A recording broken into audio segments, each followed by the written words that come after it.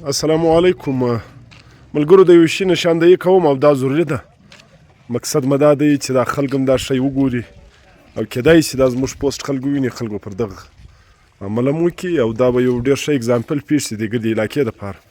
دا د منګل آباد یو ګلی ده، دلته دا د کونسلر ظهور احمد کار شروع دی. یعنې یو خو دا زموږ کونسلر واقعي اکټیو دی، چیرمین صاحب هم اکټیو دی. دغه نالۍ د خلکو د غسلخانې د کورو دیولونه دي، مګر دا خلکو دا وایي چې بای روډ سیار څو پراخه شي، مګر نالۍ د زموږ د کوټو زبد موږ نه ځینړو. دا مازې یو سوچ دی زموږ دیولونه ځین خرابه شي. نو دوی دغه روډ که د هغه خوا د کاغه خوا د خلکو غسلخانې دي، مګر هغه باوجود دا خلکو دا یو ډېر غټ ښایسته مثال پیښ کړي چې وروره یو یې میاشت ورځ ما خوا ته رانږدې که دا وګوره دا بلکل دیواله ته ټچ ده، مګر دا خلکو دلې ورته ولاړ دي، خپله ورته وایي روډ به نه تنګوې، زموږ نالۍ بېشکه و دیواله ته سر څو رانږدې کړی.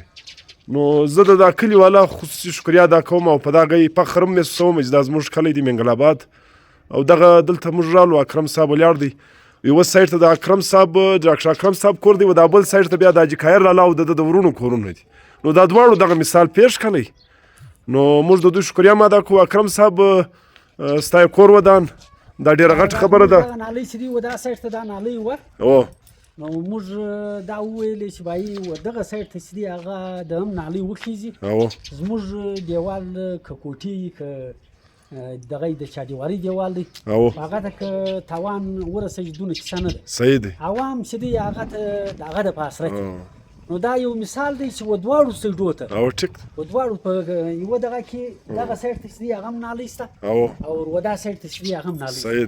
او ډېر کله موږ داسې ورغلي چې هغه خلک چې دی هغه د کلي په مابین کې د روډ په مابین کې نالۍ پرېږدي، موټرانو زموږ په کلي کې هم دا ترا کورونه شته، داسې ډېر تکلیف و خلکو.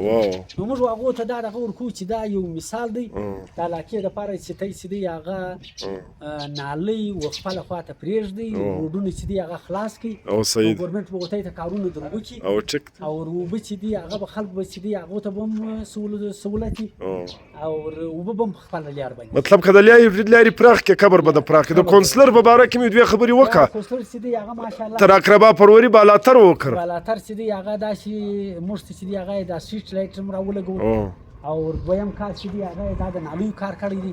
نور هم دی پر مخ باندې چې دی هغه کوشش کوي دی وایي چې زه دا کوم چې دی د کونسلر چې کوم فنډ دی تر هغه زیات په کلي کې کار وکړم.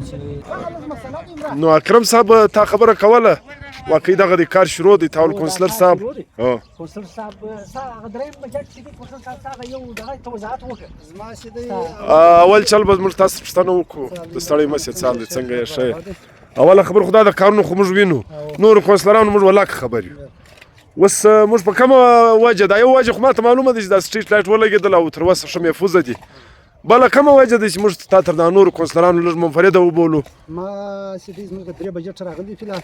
اول بجټ چې و سټریټ لایټ مو کړی کلي لپاره، دویم بجټ چې و ما د مسجد لپاره کړی منګل آباد مسجد لپاره د ګردو د کلي په سلا باندې، درېیم بجټ چې دی د نالۍ دی. صحیح. نو دا کار شروع دی انشاءالله دا هم کمپلیټ شي بس یو څلور پنځه ورځې یاخلي انشاءالله. دا څلورم بجټ را روان دی، هغه بل شی ورکړی هغه به انشاءالله نن کوم تاریخ دی ما خیال به دوی الله دې وکړي الله دې وکړي. اکرم صاحب ستا یې کور ودان که د دا آخري کلمات بیان کړي د کونسلر په باره کې؟ کونسلر چې دی هغه خو تر دا ځایه پورې کوم نالۍ وه دا په دغه کې شته چې کوم د ده په فنډ کې ده تر دغه ځایه پورې دا نور چې دا کوم زیاتوب کار دی دغه چې دی هغه هم ده دا وویل چې دا که یو پل غواړي لار خو نشته ټیک دی او هغه ځای بلکل عرضي طور پر دا ته یو دوه پایپه زه اچوم هغه په دغه باندې زیاتوب خرڅ په خپل خرڅ باندې دا زه یو دوه پایپ اچوم چې خلکو ته چې هغه اثرت وي او دغه نالۍ چې له دغه ځایه تر هغه ځایه پورې دا په دغه کې نشته په بجټ کې دا د له خپل دغه ښه دا ګوډی مطلب له خپل اپنې بلبوتې پر لګیا پر هغه باندې چې دی هغه دی اوس دا کار کوي.